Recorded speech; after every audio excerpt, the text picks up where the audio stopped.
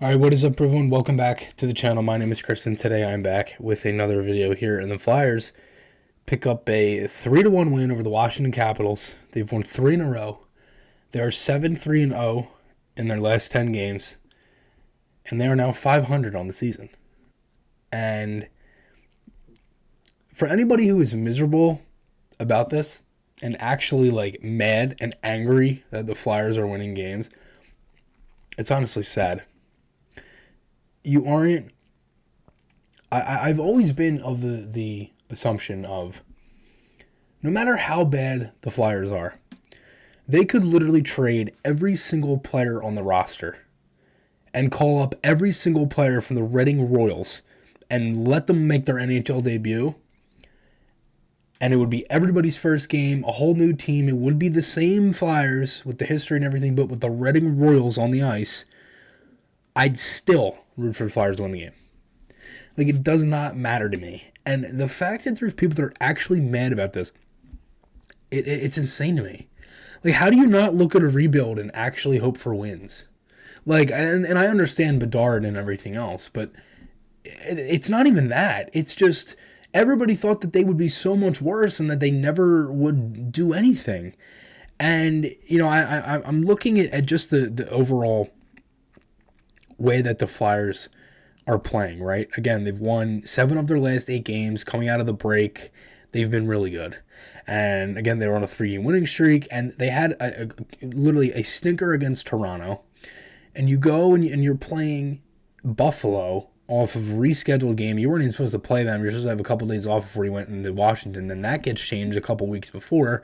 And then the Flyers go right into Buffalo, storm out of there with a 4-0 win. Sam Ersson with his first NHL shutout. And then in the Wednesday game, really fun game, connecting with his second career hat trick, all that stuff, right? We talked about that.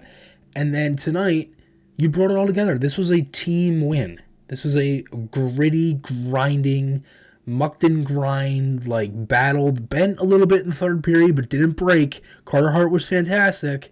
And the Flyers won the game 3-1 off of a really, 2-minute span where the game was tied, and then the Flyers got 2 goals, and that looked like it was it.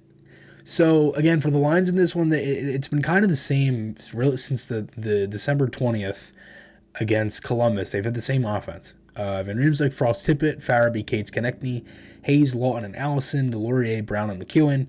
And I believe this is one of the first games that the Flyers have won on this skid where they actually have scored less than 4 or less, and in every one they scored 4 more that they won. They had the 4 against Anaheim and San Jose, LA. You had the Arizona game where they scored 6. They had scored 5 against Washington, and then the 4 against Buffalo, and then the 3 tonight. So again, that's the other thing too, is the offense has stayed the same, but they've been scoring more. Provorov in York, Sanheim and D'Angelo, Sealer and Ristolainen. Carter Hart was in it for this one. He stopped 39 of 40, as you see on the board here, to my right. It's weird because that's actually to my left as I'm sitting here. But anyway, first period I thought was pretty good, for the most part. It was pretty much what you'd expect. The Flyers, first 10 minutes, and I said this on the watch party, and it was so fun. Such a fun stream. And again, I can't thank all of you enough for tuning in. We had 15 to 20 people for most of it, and it was a lot of fun, a lot of good conversation, a lot of good talk, and the Flyers ended up getting the win. It was the first ever win on the watch party, so it was really fun. I said this as the game was going on, and the first 10 minutes of this game, the Flyers going to get much going. And I said, just win the last 10 minutes. And I thought they did that. They ended up being tied after the first, but the last 10 minutes were more in favor of the Flyers outside of the goal and the couple chances that the Caps had. But first 10 minutes of play, it was really all Washington. They had a power play, Tippett with a tripping call in the offensive zone. Really good job on the penalty kill tonight. Flyers were excellent in that area. Lawton had a nice play at the line to clear Ristolainen, had a nice play at the line as well, and then Hart had a really nice save on Wilson, and then the Flyers kill that one off. Mantha has a breakaway, really nice save by Hart there. Flyers had a good shift by the fourth line. The game was just kind of wonky. Like, they couldn't really get anything going. It was just really, like, just not even chippy. It was just like, it felt like the guys were just kind of like skating in mud. There wasn't much going on. It was kind of just like physical play, and the puck would kind of just roll out, and it seemed to dump it in, and then they failed exits, stuff like that. And Flyers will get a power play. McEwen draws a trip after the fourth line. So the fourth line had a good shift, kind of sparked the Flyers a little bit, and then they get the power play. It was a 4-on-2 rush that ended up drawing the penalty. Before that, so 1-0, Lawton scores. It was a quick shot by D'Angelo. Lawton had that moving screen where he cut towards the middle of the ice, deflected it, went right past Kemper. Tomato, same thing. So 1-0 Flyers there. That's Lawton's second power play goal in as many games, and the Flyers get a power play goal in 2 games in a row. And again, the offense has been there. Like, they've been scoring a lot more. Hart had a really nice save on Oshie off the rush, and then Ovechkin scores. It was a scramble play in front. It was not the time to make that type of play from Frost. Tries like a between the legs pass. I get what you're trying to do. It's not the time or the ice to do it. But I will say, Frost did make some really nice plays and very confident plays getting out of the zone with his exits. And it was very apparent to me how confident he was getting out of the zone. So it was 1-1 after the first period. It was really all Caps in the first 4 minutes. They looked really flat coming out of the gate to the Flyers, and then 2 goals. Then Reeves slam dunk at the side of the net. Really nice play. It was a good play from Sealer, who I actually thought had an excellent game tonight. I liked Sealer. I liked Ristolainen. I thought Wade Allison was great after his goal. As well, he ended up scoring and also was just really good for most of this game. Really all of the game, to be honest. And JVR scores a nice play from Sealer at the red line, and he chips it up, gets it in. Flyers go in. Frost down low to tip it right over. Van Riemsdyk was wide open. He literally could have cooked a 4-course dinner and served it to everybody before he even scored that. So 2-1, really nice play. Lawton had a chance off the rush. Nice pass by Hayes to get it to him. And then Tippett had a chance off the wall before that. So Flyers are cooking. They're cooking with steam. And then it's 3-1. Allison. Hayes tried to tuck it behind the net, send it out in front. Allison, massive bodies in front of the net, and it goes in. So 3-1.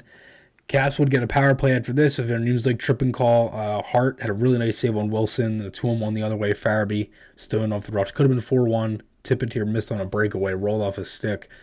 Frost and Tippett had a nice little give-and-go type of play. I thought the Flyers really defended the Caps well in the second period. They got sticks in lanes. They had active sticks. They just made smart plays. And pretty much everything the Caps threw at the net, Hart could either see, he swallowed up in his chest, or the Flyers were just in the vicinity and kind of just blocked it. It wasn't anything too crazy that went towards the net, and they did a good job of defending. Overall, it was a really good period, and then the Caps would get a power play late. Another good penalty kill. Again, sticks in lanes. It just made really nice plays. Ristolainen was fantastic. Had a really nice play to clear the zone. Flyers are going into this game. We're 12-0-1 when leading it for the second period. They're now 13-0-1. Frost with a really nice exit. Risky. Definitely confident. Definitely don't want him to be doing that all the time because it's not going to lead to exits like that. He made a couple nice little toe drag moves getting in inside and out. Unfortunately, Konechny's streak ends at 10 games. He does not get a point in this one. And the Flyers had 2 power plays late, and really it was all Capitals in the period. The shots at one point were 14-1 Washington. They were basically throwing everything at the net. Hart was making save after save. Again, similar to the second period, swallowing everything. And overall, the Flyers, they bent, again, like I said, but they didn't break. And, for what tonight's game was, it was a really good team win. Carter Hart was fantastic. Stops 39-40. And again, I talked about this. The offense is spreading. It's all over the place. Like, you got a goal from Van Riemsdyk. That's the second line.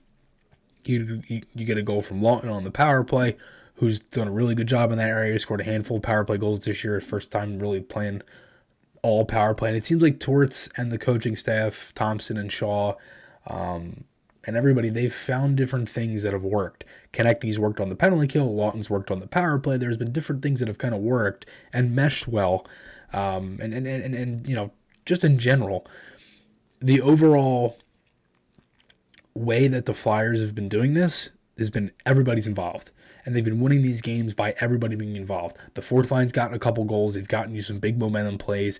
Konechny and all those other guys have been scoring. I mean, everything. The goaltending, the defense, all of it has been good. And the Flyers right now have won 7 on their last 8. They've won 3 in a row, and they just swept the Capitals on home and home. If you asked me that 2 months ago, why don't you look at the schedule in January and you look at Washington and a home and home. You see Buffalo added. You have Toronto. You have Boston on Monday. You have all these different games. And suddenly the Flyers are 500. Like, who would have thought that? You know? And that's me too, because I'm like, okay, they're not playing that great, but this is, to me, this is an example of time. Because this is basically what is happening. Everything that wasn't going in or wasn't happening for the Flyers is happening now, because that's just the game. That's hockey.